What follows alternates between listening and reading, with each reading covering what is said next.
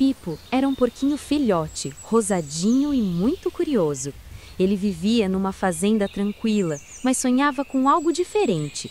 Ele queria voar. Todos os dias, deitava na grama e ficava olhando os passarinhos cruzando o céu azul. Seus olhos brilhavam de tanta vontade. Um dia, ele pegou folhas grandes, amarrou com um barbante nas costas e subiu num tronco baixinho. Abriu as asinhas de folha e pulou com tudo. Ploft! Caiu direto no chão, mas Pipo riu, nem se machucou. E foi aí que ouviu um coachar. Era um sapinho verde, sentado numa pedra, que viu tudo e disse: "Uau! Isso foi uma tentativa e tanto!" Pipo levantou, sacudiu a poeira e respondeu: "Eu só queria ver o mundo lá de cima." O sapinho olhou para ele com olhos bem grandes e pensou um pouco. Então disse: "Se você quer flutuar, talvez precise de algo mais leve e mais colorido." E os dois começaram a bolar uma ideia.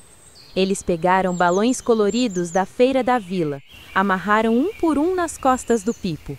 Azul, vermelho, amarelo, verde.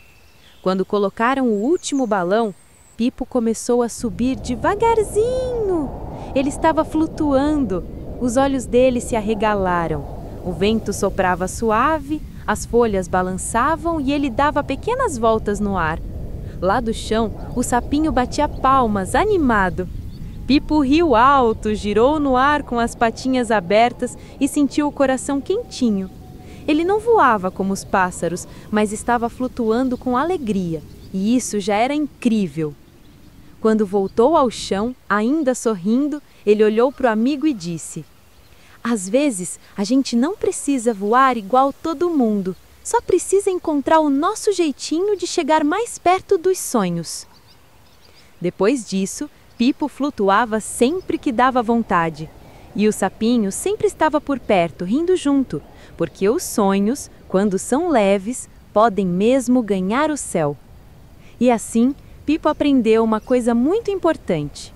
Não importa como você chegue lá, desde que siga seu coração com alegria e coragem.